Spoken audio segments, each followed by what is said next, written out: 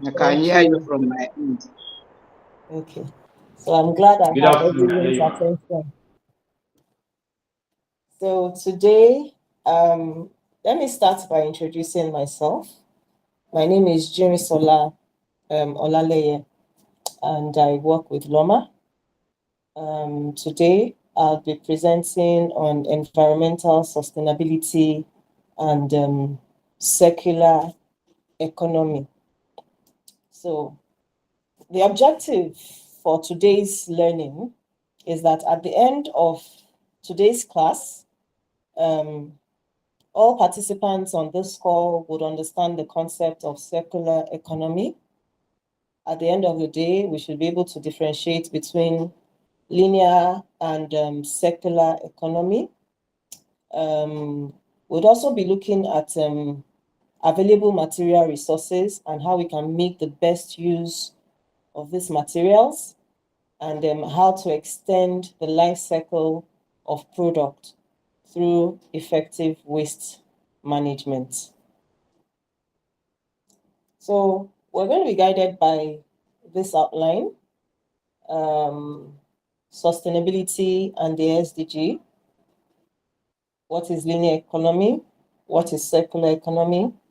The principles of circular economy, the benefits of circular economy, the difference between circular economy and linear economy, and like I said earlier, how to make the most of available resources and extending the life cycle of products through effective waste management.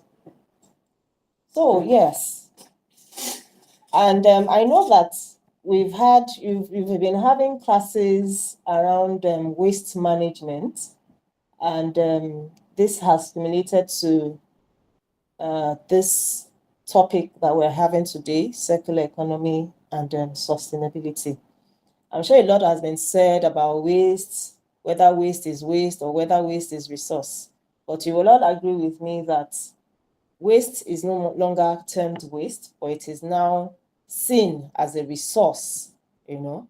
And I believe that I see one or two people that, I've come across before. And, it looks like we have a well-balanced class, especially from the waste management sector. So I believe this class would be as interactive as possible. So yes, we said we're talking about sustainability. So before we go on, I know that this has been something that has a word that has been going around for so many, for some time now. And we want to look at the word sustainability. What does that word, what does it even mean? And then how do we relate it to environment? But before I go on, I want to have contributions from participants. What do you understand by the word sustainability? Let's start with that. What do we mean by sustainability?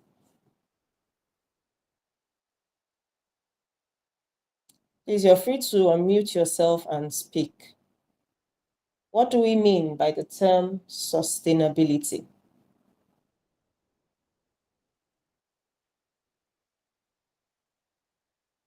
Hello, can you all hear me?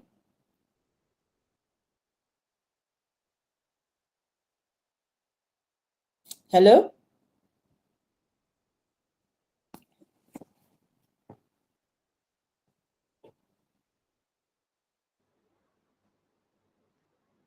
Hello, ma. We can hear you. Okay, thank you. So I asked a question. I said, what do we understand by the word sustainability?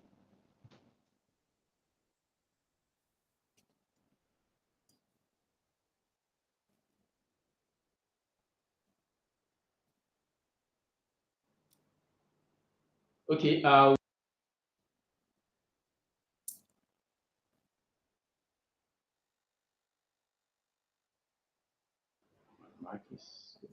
Hello, someone is trying to talk. Please unmute yourself.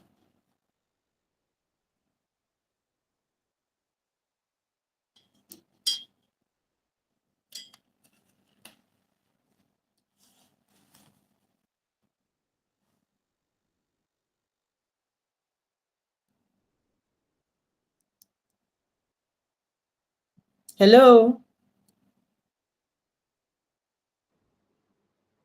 Hello, Ma. I don't know if you hear what I said. No. You went off like for a moment. I couldn't hear you. Hey, sorry, I think I was having an issue with my speaker. Okay, but you can hear me now, right? Yes, very loud and clear. Okay, in attempting, if something is sustainable, that means it's able to continue, it's able to sustain itself, to support itself for a period of time beyond the Okay. initial phase. Yeah. Thank you so much for that definition. Now we're going to be looking at sustainability relative to the environment. So we agree, and I'm sure that in previous classes you would have talked about waste management and how um, generation of waste is directly proportional or in proportional to population. We've talked about, you must have talked about how human relationship, how human activities of human lead to waste generation. And we've always had that belief that resources are infinite. If you take the case of petroleum in Nigeria, a long time ago, we thought that the oil would never end. But again, looking at a lot of things, you find out that some of these resources, at some point, it takes a while for them to to regenerate, for them to for it to be regenerated, and it takes a while. And if care is not taken, and that's why we've heard a lot about the need for us to diversify and focus on some other areas rather than on oil. That if we're not careful, we'll be nearing the end of life cycle of oil in Nigeria. So we've always had that belief in the past that resources are always there. They would always be available to us.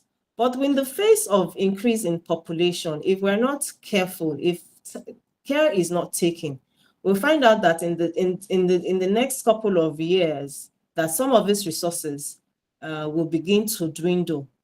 And when we talk about sustainability, like you rightly said, it's about availability. How do we preserve, or how do we ensure that some resources are available, beyond certain periods of time? And when we talk about sustainability, we also need to look at how it affects, how my actions, what I do, how does it affect the next person? Because in no one is an island.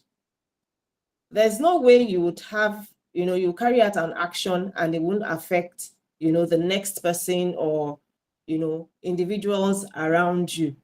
And then when we talk about sustainability too, you look at the long-term goals. We're not prioritizing the immediate gains over the long-term priorities or the long-term gain. And so in environment, when we talk about sustainability in the environment, we're looking at how the use of natural products and energy, how do we use them in a way that it does not harm the environment? And that definition was given by the Oxford Learners Dictionary. Now, another definition given by Webster says that it's a method of harvesting or using a resource so that the resource is not depleted or permanently damaged.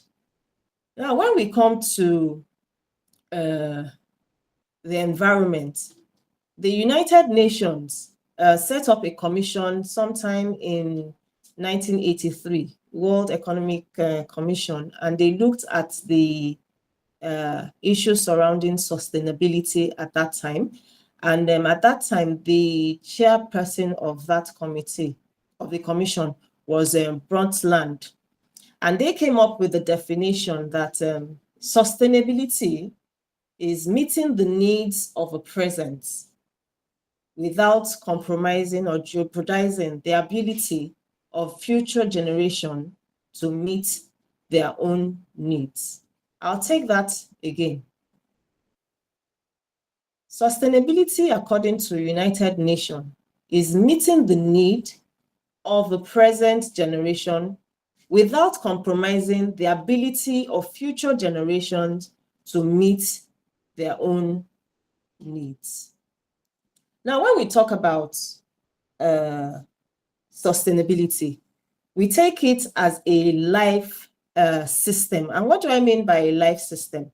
A life system is a system that nothing is waste.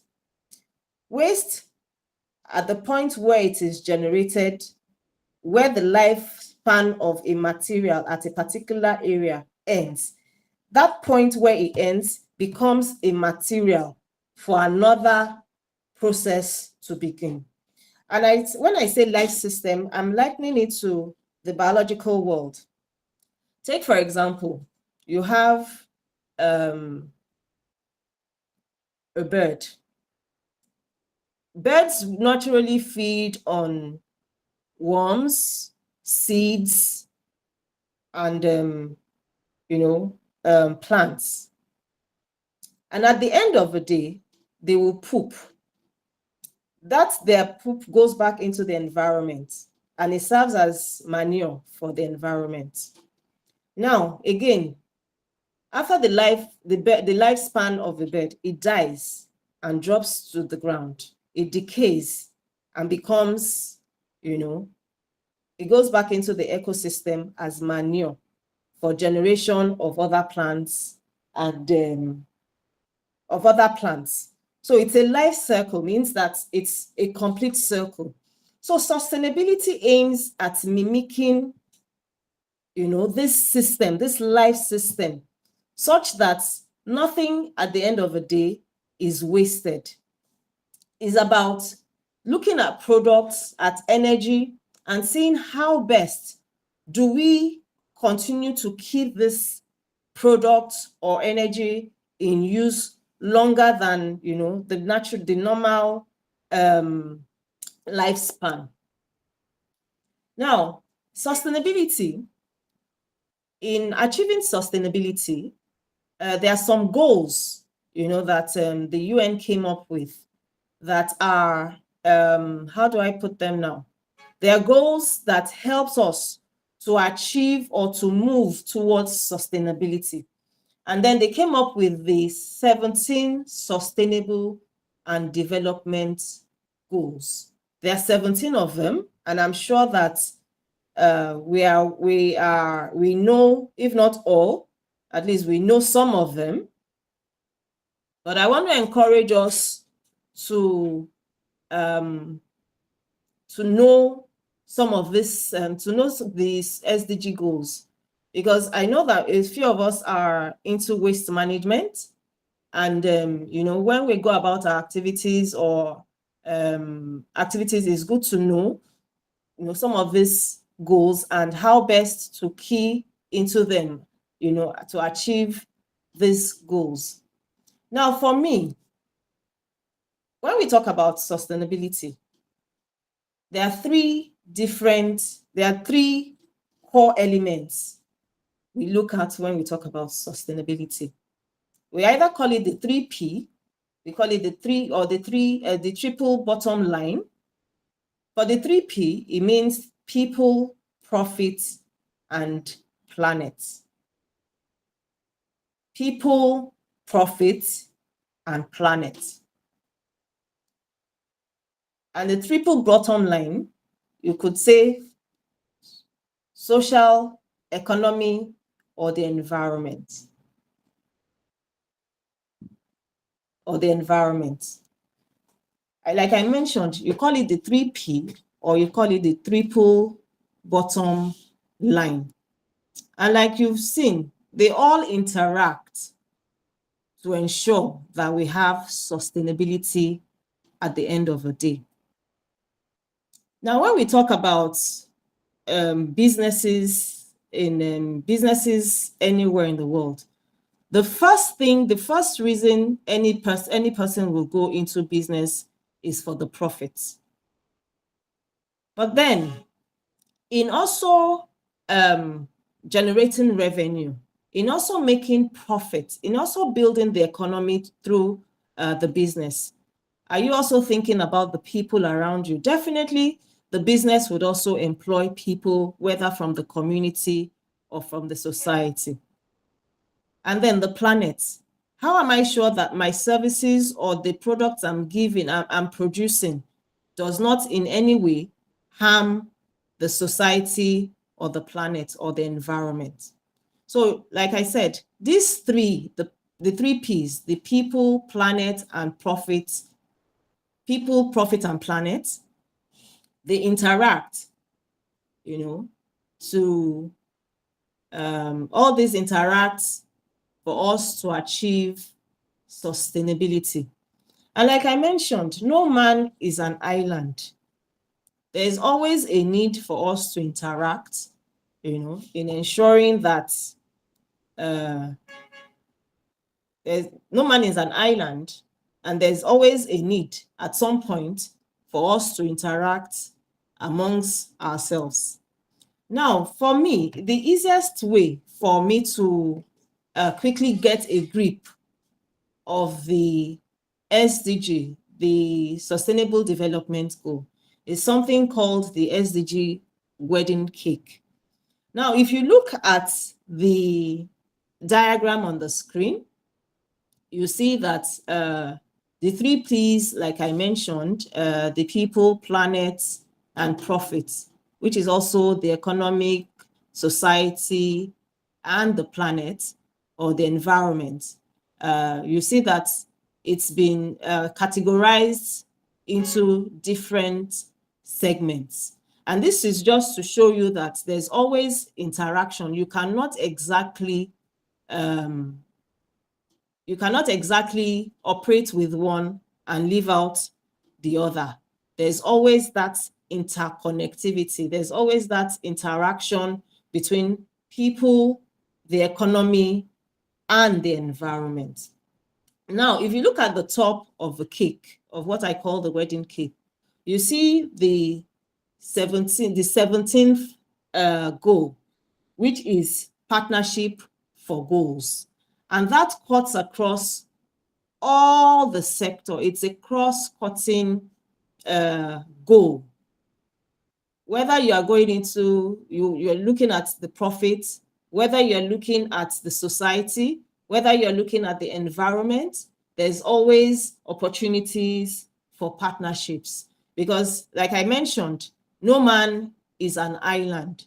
Businesses that have grown over the years, you find out that there's some level of partnerships along the way. And then the society cannot stand as it's on its own. There's always interactions between societies, different societies. And even as per the environment, the land does not stand away from the environment. There's always that interconnectivity. Now, under the economy, we have the SDG 8, which is decent work and economic growth.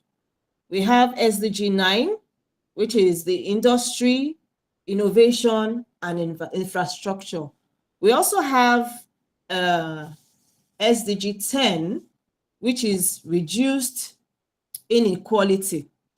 And then there's SDG 12, responsible consumption and production.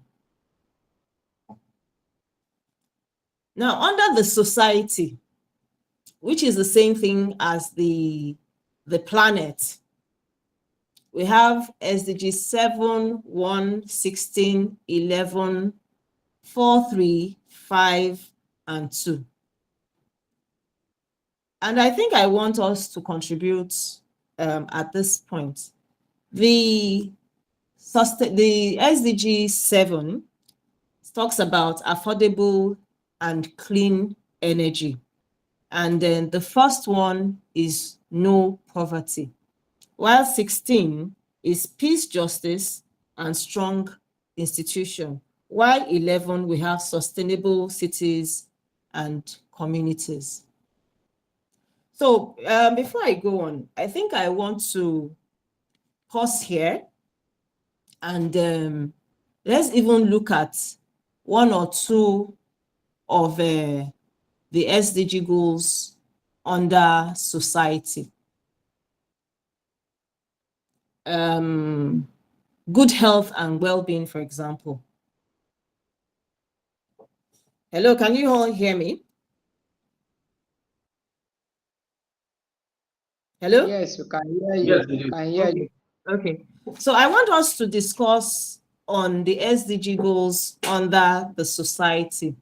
I mentioned that 7 is affordable, clean energy. 16 is peace, justice, and strong institution. 1 is no poverty. Please, if I'm going too fast, always feel free to tell me to pause or to recap or to recall if you think you have missed out on anything I have said. And then SDG 11 is sustainable cities and communities, where we have 4, quality education. 3, we have good health and well-being, while 5 is gender equality, and 2, zero hunger. So how do we relate this to sustainability and the society? That's the question. How do we relate the SDG under society, the individual SDG goals? How do we relate it to sustainability?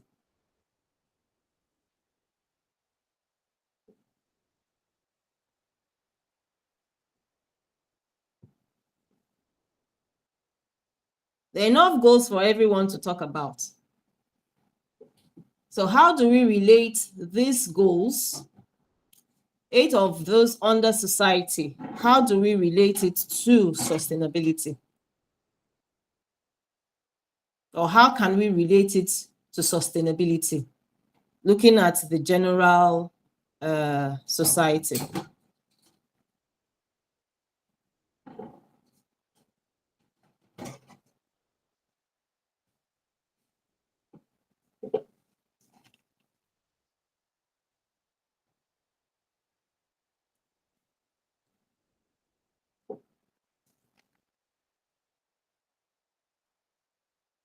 Hello, nobody is ready to contribute?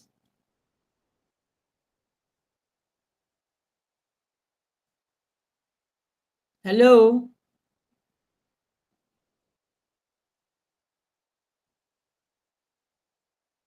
Mr. Taiwo, maybe I should start calling names now. Mr. Taiwo, how do you relate? Like I said, you know. Good evening, sir. I'm just joining you. What is the question? So I said, looking at all the SDG goals, we've talked about the SDG, the core elements of sustainability as the 3P: people, planet, and profit. And we have related it to the SDG goals. Now, I've talked about the easiest way to classify the SDG goals using the wedding cake, the SDG wedding cake. And I said under society, we have 8 of those goals. Now, how do we relate these goals to sustainability? Yes, we know that they are under the Sustainable Development Goals, but then looking at sustainability, how do we, how do we marry them together? What's the essence of having this goal as a sustainable, how do I rephrase this now? Okay, let me come in. Maybe from my own understanding, we need to even know what sustainability is all about, which in most, the simple definition is how do we make sure we use our present resources to make sure the future generation meets like fresh environment, meets the fresh air, the tree, the plants, and so on. So looking at each of those goals, the goal is to make sure that, yes, we are living the environment better than we met it. make sure, oh, the waste is disposed properly, tree is planted where it was supposed to be planted, the air we breathe in is not polluted, everybody has access to clean and renewable energy and so on. So just to make sure all the resources are available to us, how do we use this judiciously to make sure it doesn't cause any damage to the environment, to make sure we leave the environment cleaner and fresher for the upcoming generation to meet even a better one. So that's why they have to look at each of those goals. That's just my own definition.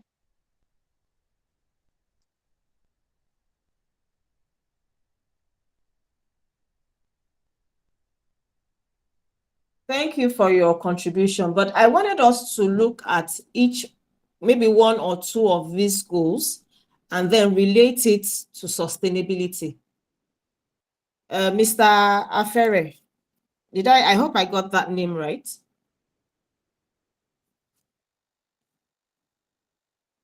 So for example, let me look at, maybe I should even, for example, when we talk about no poverty.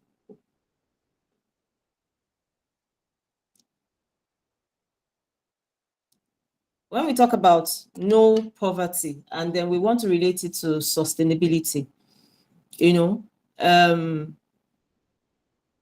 it's about,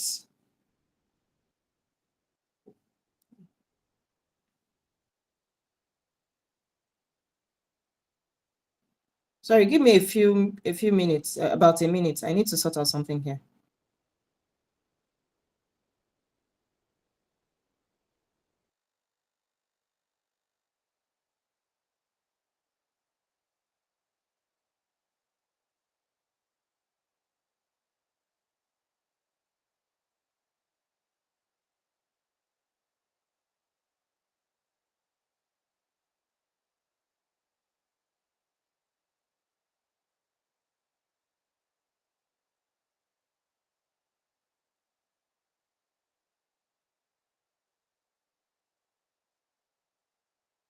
Okay, so yeah, sorry. I do apologize for that break. So when we talk no poverty, for example, we're looking at the major aim of that SDG goal is to eradicate extreme poverty for people everywhere by 2030. You know, it said that a lot of people, if I get the, I'm trying to get the percentage, that quite a number of people live below poverty level. And, you know, with sustainability. Okay, yeah. So it's about, it is estimated that 7% of the global population, about 575 million people, could still find themselves trapped in extreme poverty by 2030. So the major essence of sustainability of this sustainable development goal is to see how do we ensure that at the end of the day, more people are gainfully employed, and then they can be pulled out of that poverty level. Now, for the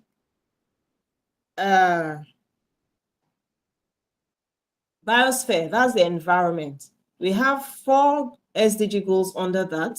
That's SDG 15, which is the life on land, 14, which is life below water, and 6, which is clean water and sanitation, and 13, climatic action.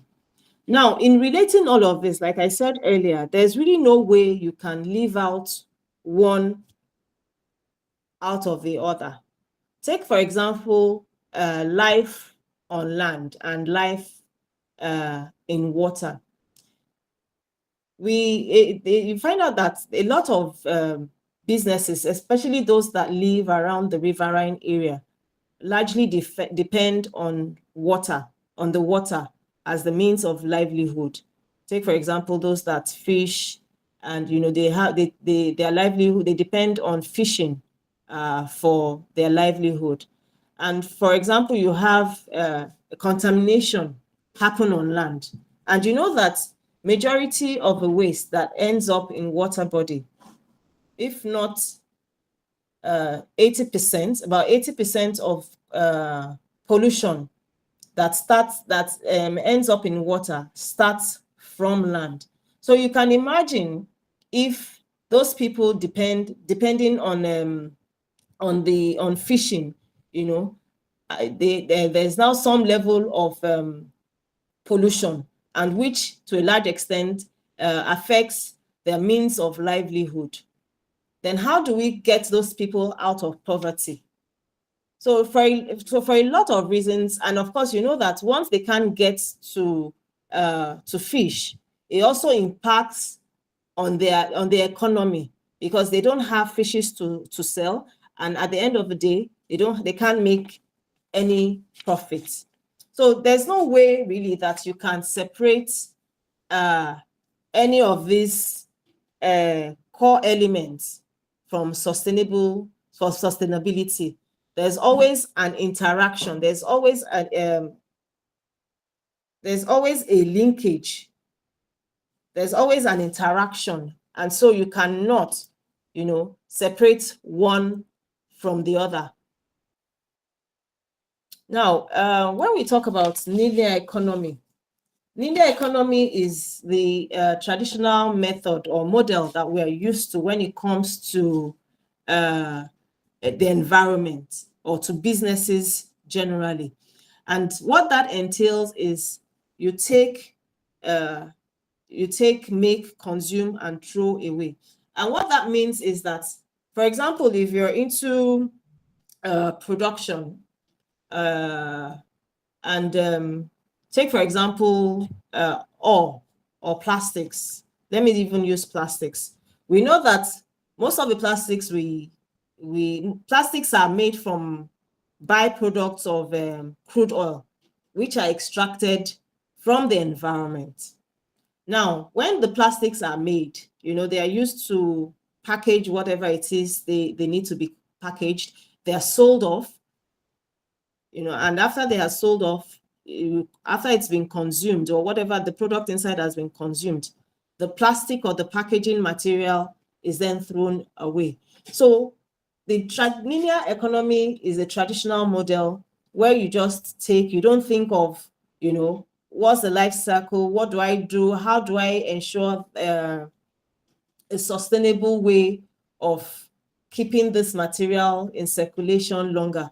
The only thing you're concerned about at that point in time is, I need to consume this, and then I throw away the package. Like I said, there's no concern for, the ecological footprint. There's no concern for how does this impact on the environment.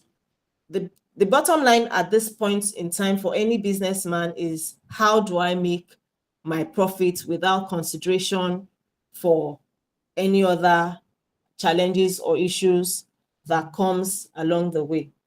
Now, when we talk about circular economy, it's not exactly new. And this is what I tell people, that it's not exactly new. I remember some years while I was growing up, I remember when we have, what's it called? Old clothing, old materials, old clothes that, you have outgrown. At some point, even after you have passed it down to your younger ones, and then you don't have any other person to give it to you either give it out. But I remember one thing that stuck with me was the paro system that we had, in operation at that time. You pile up the clothing materials, and then you give it to these guys that go around, and then they give you something in exchange for that material. And even when it comes to plastic containers, we don't throw away the plastic containers immediately. We don't discard of these containers almost immediately. If you go to a lot of houses, I'm sure that you have a lot of containers that are still in the houses, but with different things inside them. So the circular economy is a system that has always been with us. It has always been with us, but then it hasn't been so much of a focus.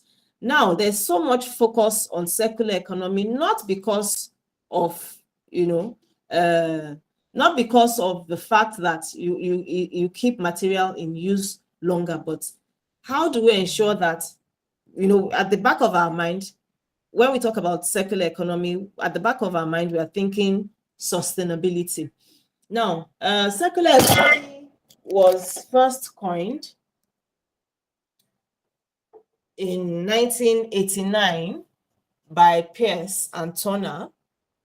And although the term was originated in the 1960s, and like I said, circular economy, as the word circular, means something, to keep something in a circle, to keep it in a circle. And when we say a circle, that means that there's really no beginning and then there's no end. So that means that we're keeping something in use longer than the initially anticipated lifespan. So circular economy is also called circularity.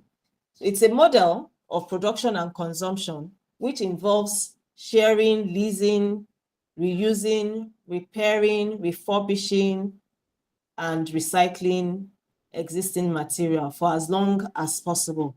And that was why I talked about the Paro system, the Paro model that was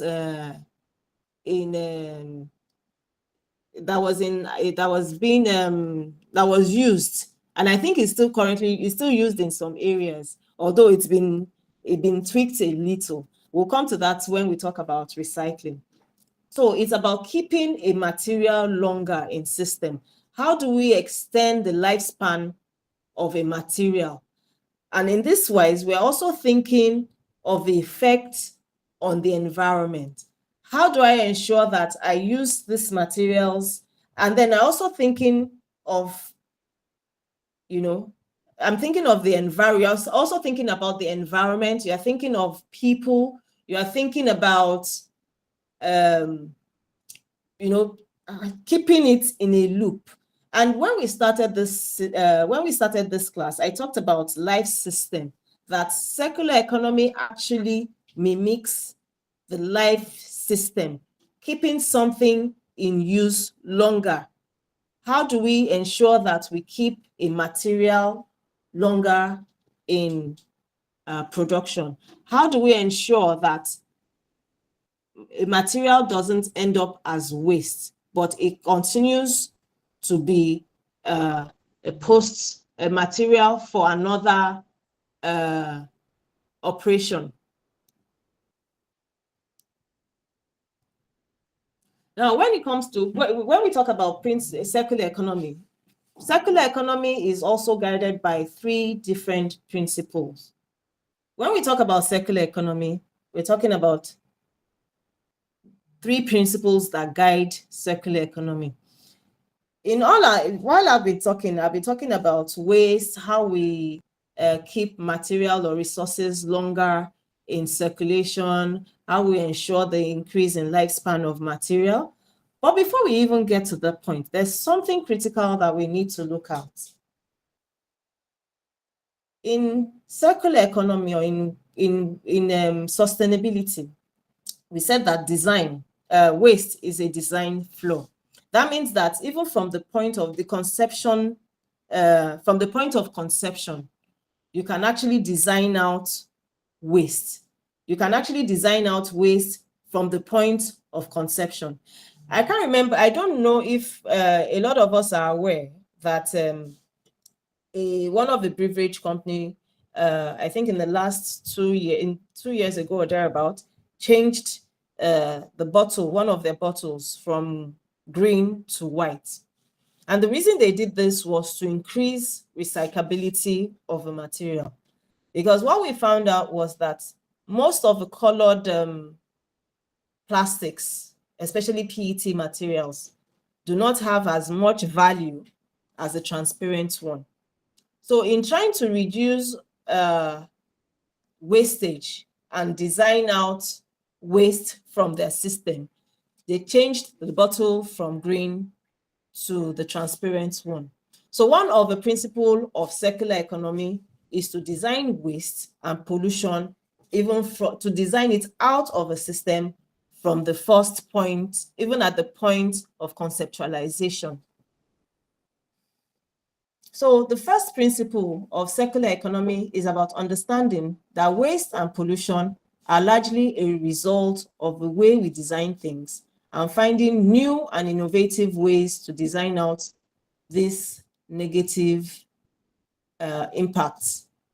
So products built to reach obsolescence can instead be constructed so that resources and materials could be recovered and returned to the material circle. So in essence, what that does is it tries to minimize the waste and tries to increase the recyclability of a material. Now, the second principle that guides circular economy is the regenerative natural system. And when we started, I talked about life, the system, the ecosystem being a life cycle. What it actually does is it tries to regenerate natural system. Like when I use the example of the bird, will feed off the environment. And then at the end of the day, it also becomes waste. But rather than, it becomes waste, but again, it's useful to the environment. It becomes manure or compost for the environment. And it also helps to grow other plants. So that system, it's a regenerative natural system. It keeps things in that circle. It makes sure that, you have that natural circle, that nothing at the end of the day is wasted. And in nature, we have so many examples nature has given us. For example, we have the carbon circle. We have the oxygen circle. If you look at that circle, the oxygen and even the water circle, you find out that, it's a circular thing. It's a circular, it's a system that, it continues to go round and round. Take, for example, water. From the environment, the sun acts on water, it heats up the water, there's evaporation, and then it forms clouds. When it becomes really heavy, it falls back to the earth as rain, and then it goes back, and that system, continues. It's a closed loop. And so, like I said, you have other systems in nature that are cyclic, and the circular economy aims to mimic this natural circle. But the difference is, while it's mimicking these natural circles, you're also thinking of economy. You're also thinking of economy at the back, the economy at the back of your mind, and also how to improve your environment. Now, the third principle that guides circular economy is keeping products and materials in use longer. So this product, like I mentioned, is how do we ensure that materials are not wasted? How do we ensure that we can keep it in circulation longer than what the original design was meant it to be? So one of the ways we can do this is we ensure that we can reuse our materials. Like I used the example of bottles or containers where we used to store other types of materials or products other than the one that they were bought, that was bought in them. We can repair, and it's not restricted to just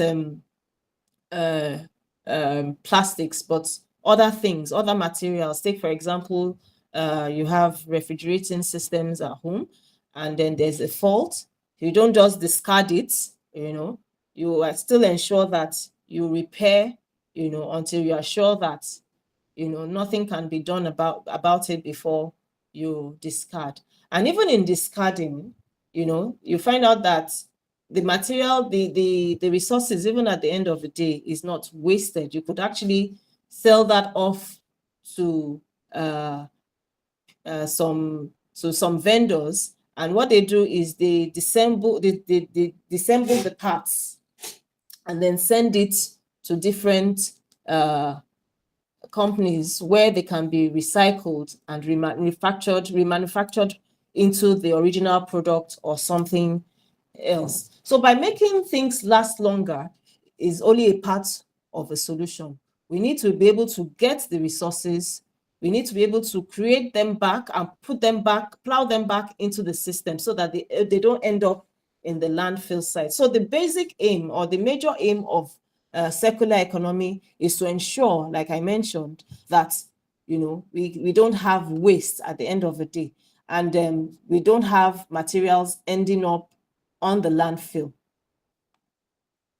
Even organic waste, there's really nothing that is waste. Even organic waste can be recycled or reprocessed into other type of materials, such as organic manures.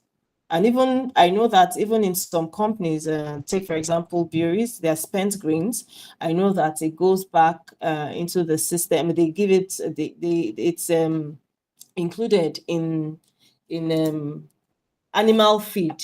Is incorporated into animal feed. So at the end of the day, nothing is really wasted. Now we want to talk about the benefits of circular economy. I'm sure that in the course of my talking, I have mentioned quite a number of them, but I would like to hear from participants on this call what they think benefits of some of the benefits of circular economy. I also want to call on participants to please relate.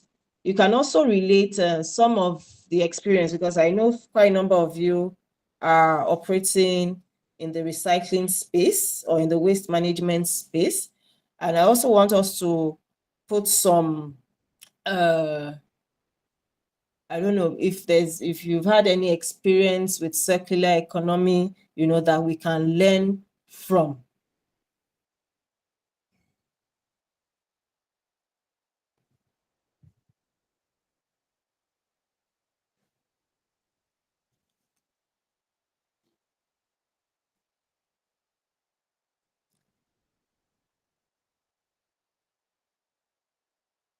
Can we speak to benefits of circular economy? Yes. So from our own perspective, the first I would say is a resource control, in the sense that instead of using virgin products or exploring the environment for virgin products, let them remain on the ground. Then the available ones, you put them back. For instance, the plastic bottle, you can do what they call bottle to bottle, produce new bottle. You can produce a polyester fiber from the same bottle. So you're just going round and round for different products. Then you allow the one in the environment to remain there. So you make sure you are controlling the resources. So you have a complete circle.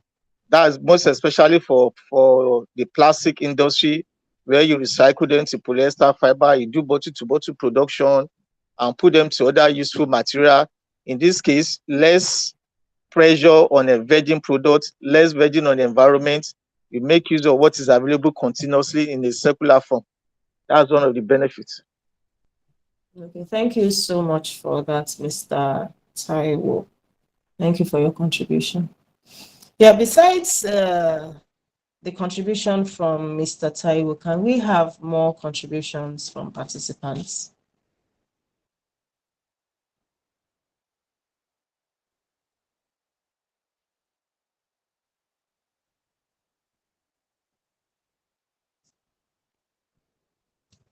Some of them are on the slides. Okay, so let me go on. Okay, please go on. Thank you. Please go on. All right. In addition to what we've had, we see that circular economy also helps us to change the narrative of the loss and damage associated with climate change and its crisis to a better narrative of benefits, including job creation, including protecting the environment, and also, like Mr. Taiwo said earlier on, we're able to engage the society in a beneficial way, which includes access to materials that are produced from waste or items that are produced from waste. Yes, thank you so much for the contribution. Thank you for that contribution. Yes. So another thing that circular economy does is it opens up opportunities for companies. I remember, when we were talking to a few companies on the need to go circular and all that, and they were like, does that mean that we need to change or move away from what we're currently doing? But they've been able to understand that even within that small circle they are, there's so many things that could actually happen within that sector. And so this has opened up so many opportunities for several companies. Again, when we talk about circular economy, it's not just restricted to waste alone. It cuts across all the different sectors. Take, for example, even the construction industry, it even as regards services, it cuts across, it's a big gamut of uh, activity that cuts across different sector.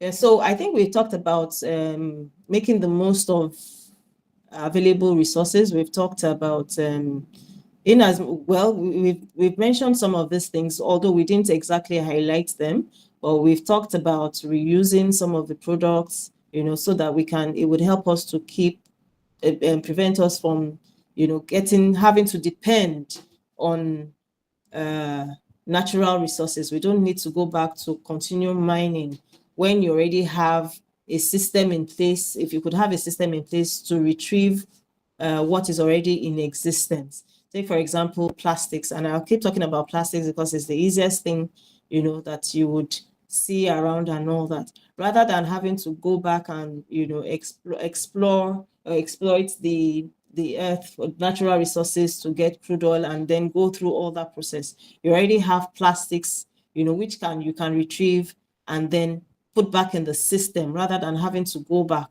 So while you're doing this, you're of course saving materials, you're saving natural resources, and you're avoiding waste as much as possible. Now, when we talk about recycling, it's also one of the ways to make the most of resources. When we talk about recycling, it's on the waste hierarchy. It's the third option on the waste hierarchy.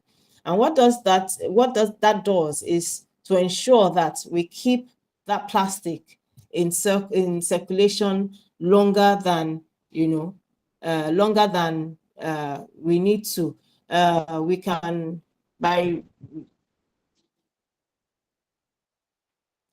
So recycling actually reduces consumption of virgin material, like I mentioned earlier. Sorry, I did a bit of mixed up. I was talking about reuse, but I was explaining recycling. Sorry about the mix up. So when I talked about reuse, I already made example of even clothing materials at home that, when you've outgrown them, you pass them on to your younger ones and so on and so forth. But again, when it comes to resources, we say that the best way to manage waste or to manage most of these resources is to see how you can prioritize or reduce the quantity of materials used for products or services. That's at the conceptualization point, even before you talk about the production itself. Now, we'll also be looking at the butterfly diagram. This is just a diagram of what circular economy is all about. We've talked about reducing waste. We've talked about regenerative natural resources. And then we've talked about reducing waste, from reducing waste from the beginning. Now, when we look at this diagram, and like I said, it's not circular economy cuts across the different industries. If you look at this diagram, to the left is the biological system, and to the right you have the technological system. We've talked so much about it. When I talked about the natural system, when I talked about the bird dying off, going back into the environment, and then it becoming material or resources for other materials to grow on. So that's the left hand side, which is the biological part of the butterfly diagram, puts that into the concept, into the whatever. Excuse me. So again, when it comes to waste, I would keep talking about waste. When it comes to waste, especially the organic waste. In waste management, we say that nothing is really waste unless you waste it. Take, for example, our organic waste now. We've had so much conversation around the non-biodegradable waste. There's so many actions going around the non-biodegradable waste, your PET, your clothing materials, and all that. But what of the organics? The organics contributes about 20% of the global total greenhouse gases to the environment. So how do we ensure that we can reduce the impact of the organic waste? We can reduce the impact of the organic waste on the environment, rather than just take them to the landfill and discard them on the landfill. You can go through anaerobic digestion or aerobic digestion, one in the presence of oxygen and in the other in the absence of oxygen, to generate biogas or biofuel, as the case may be. And not even after the gas is produced, you also have the leftover, the residue from that action. You still have it as substrate, which can be used as manure for planting of new crops or products. So like I said, it's a system that keeps, it's a life system, it's a regenerative system that keeps everything in the balance. Now, when we move to the technical part, it talks about materials, sharing, maintenance, reuse, redistribution. And like I said, circular economy is not restricted to a particular type of, to a particular sector. You have it in the technology, you have it in construction, you have it in every aspect of, in every sector. Now, for the butterfly diagram, you find out on the right-hand side, you have several arrows that keep going back into the inner circle. And for this circle, the smaller circles are the ones that are highly encouraged. That's when you talk about sharing, which I mentioned when I used the clothing materials, for example. And then you could also have reuse. You could have the redistribution or repair when you have electronics in the house that have issues, and then you can repair them, just to ensure that you have them longer in the system. Another one, interesting one, is the product for service, service for product, service for product. So in this case, for service for products, you don't necessarily need to have a product. You get that product as a service as opposed to owning that product. And I'll give you an example. An example is the e-hailing system that we have, Uber, Bolts, Uber are Bolts. rather than you don't necessarily need to have a vehicle, or you could even go to the extent of even sharing rides with people. You could go to the extent of sharing rides with people to also reduce, what that will do at the end of the day is it would reduce the number of vehicles on the road. It will reduce the carbon emission on the road, and of course, in the process, you are reducing greenhouse gases that have been emitted into the environment. So it's a system that, like I mentioned, it's a system that a lot of us have been used to, although we have not exactly looked at it in this context. But all the systems work together to ensure that we have a closed loop. Now, at the end of the day, the goal at the end of the day is to ensure that we have a system that is sustainable. I wouldn't want to go into some of this. Maybe I should just mention some of these terminologies. We've heard about green economy, we've heard about cradle to cradle system, and we've heard about biomimicry system, that's imitating nature. Now, the green economy has a very close meaning to circular economy. It is a system of economic activities connected with the production, distribution, and consumption of goods and services that results in a better human well-being in the long term. So when we talk about circular economy, or when we talk about green economy, it focuses on transitioning to sustainable development with focus on the agricultural sector. So this green economy focuses more on the agricultural sector. We've also heard about cradle to cradle. That's looking at how do we ensure that, which is also very similar to circular economy. How do we ensure that materials are not wasted?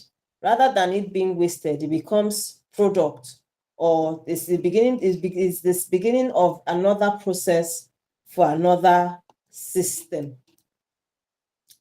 So there are a lot of all these other terminologies that have been used in the past that are similar to circular economy. And I believe that most of these systems have been looked at and then brought together to ensure that we have a more robust system. So with this, I've come to the end of this class. I don't know if there are questions.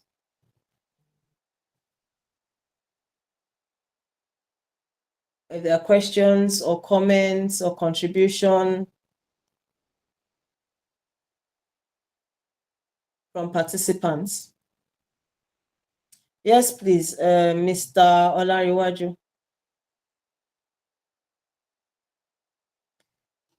Mr. Olariwaju, you have the floor, please. Good evening. Good evening, Ma. Thank you yes. very much for your presentation. And good evening, everyone. So I just want to mention or give a little addition or contribution to what has been said about the circular economy. There's one thing we can't take away from circular economy, which is creating an avenue for revenue generation, and also having good knowledge of your activities, your operation, and your materials, which could be related to what we call the waste audit. We all can agree that the best approach or control measures for waste generation or management is trying to reduce or manage your waste from the source. So with the advent of circular economy, it gives companies ideas of what they are using, and the proportion of what is actually required for the operation in order to reduce the waste that will be generated from the operation. So by so doing, they tend to save costs on waste disposal, and they also save costs on you know unnecessary logistics or unnecessary expenditures, on their procurement, right? And they also find it as an opportunity to generate revenue, when they must have probably been involved in research and discover the companies that can make use of some of the waste that they are actually producing from that operation. So they tend to leverage on that as a means of generating revenue instead of spending more on waste disposal. Then Yeah. concerning the SDG goals, is also a way to facilitate the circular economy by ensuring that all factors or all components of the environment are being put into consideration.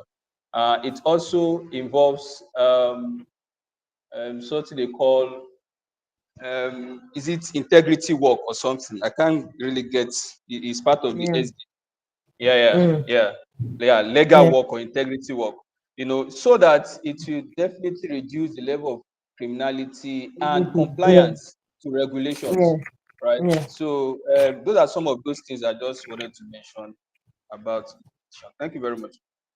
Yeah, thank you so much for your contribution. Yeah, so I think what you were talking to would be in the SDG goal 16, peace, justice, and strong institution, so that we have those strong institutions to back, you know, um, to back up the the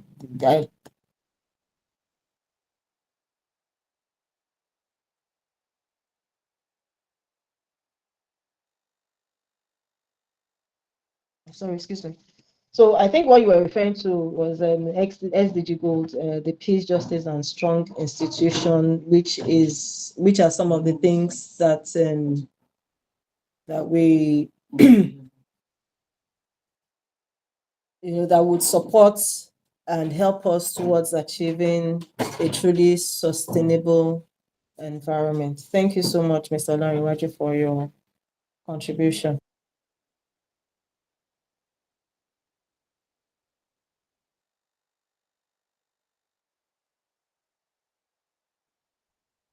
Mine is a question. Please go on, Mr. Okay, Taiwo. so why is it that you find out that some of the companies find it hard to key into circular economy? Because you gave a very good example of a company that changed their bottle from green to clear bottle to make sure, yes, people can easily recycle, but yet you still have those in the same industry that find it hard to change the color of their bottle and they still keep on pushing out more and more. Why are they finding it hard to key into circular economy or circularity? Yeah, thank you for that question. It's also a question that we've also always grappled with. And let's not even take it to that level. Let's not even take it to that level. Let's even talk about, let's bring it home. When you talk about generating waste at the household level, I remember that a couple of years back, we were encouraging people to containerize their waste. Even till date, we still find out that less than 50% of the population in Lagos State are still, not still containerizing their waste. They're still not containerizing their waste. And this, I think, has to do with maybe the level of awareness and generally our attitude. If there's something that I've learned in the little years that I've spent with in waste management, is that people resist change a lot. People resist change a lot, and because they're used to doing something in a particular way, for them to now change and leave the old way, the traditional ways of doing things, to a new way, it becomes really difficult for a lot of people.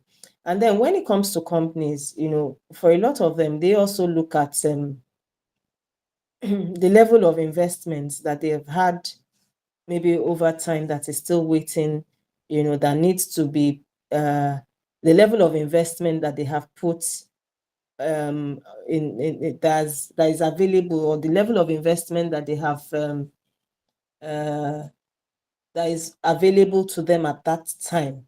So, sometimes they also have to think of the economy. But I think that with a lot of awareness, and thank God that the level of awareness in terms of circular economy is gaining grounds.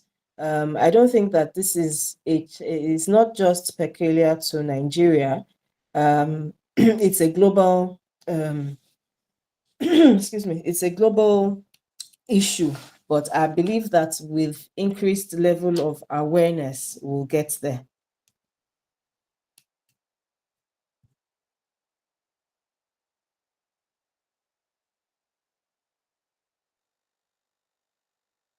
I don't know, does someone have a contrary opinion to what I've just said? It's open for debates. It's a very interesting topic, because sometimes I also wonder, why we have that much resistance as regards trying to transition to a new model or new system of operating.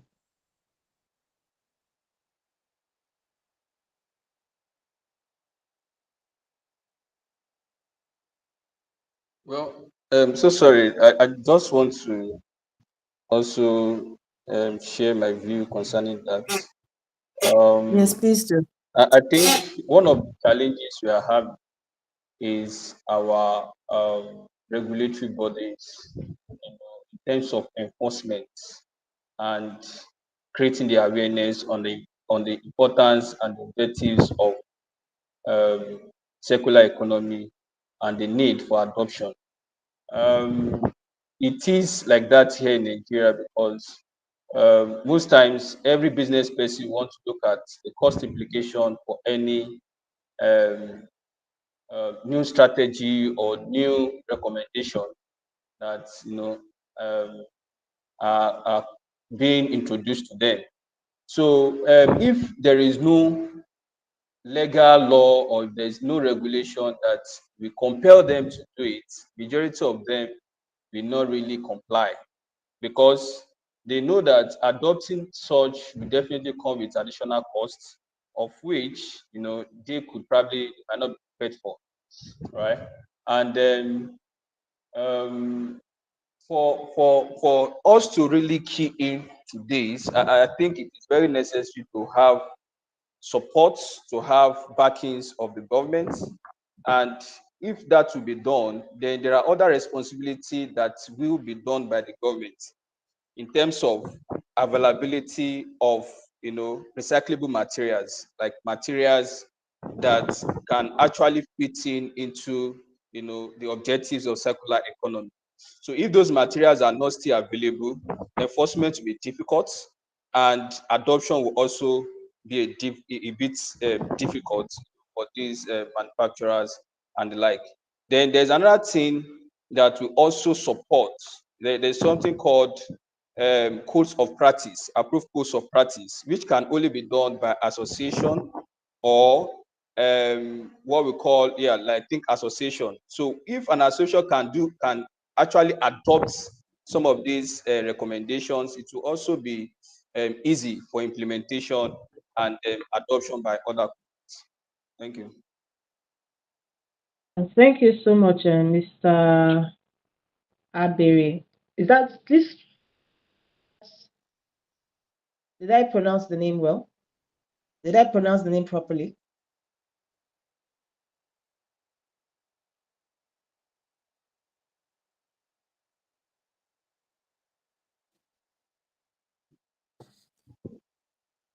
No, my name is Olariwa, actually. Oh, Olariwaju. Okay, I thought I saw. Sorry for the mix-up. Thank you for that wonderful contribution. I do agree with you that there's need for us to have a law, and the good thing is just this week or sometime last week, the framework for circular economy, is being worked on at the federal level, and I'm sure that before the end of the year, we'll have that framework or the policy available. I know that there are lots of hands on deck to ensure that that policy or the framework or the guidelines are made available. And I know that there's been several stakeholders engagement. So the government is not sleeping on that. And like I said, it's something that I'm sure in the nearest few it's a lot of things are happening around circular economy now, and I'm sure that in the shortest time would have those policies and laws that allows us to enforce the circular economy available. Thank you.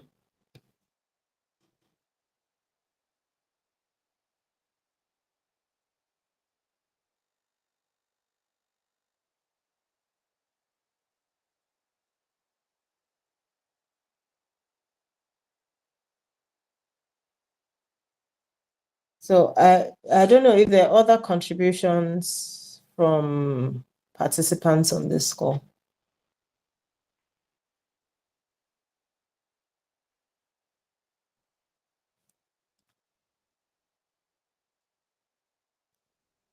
So I believe that in the absence of any contribution, permit me to end this class.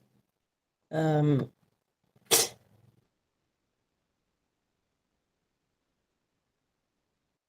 in the absence of any other any contribution or questions or inputs, I think we have come to the end of the class today. And I want to say a big thank you to everyone that joined us that joined us on this call today. Thank you so much, and enjoy the rest of your day. Thank you. Thank you, ma. Thank you, ma. Bye bye. See you. Thank you, ma. Thank you. Yeah. Bye. Yeah, thank you, ma'am. You're welcome. Thank you. God bless you. Bye. Bye-bye. Thank you so much. You're welcome.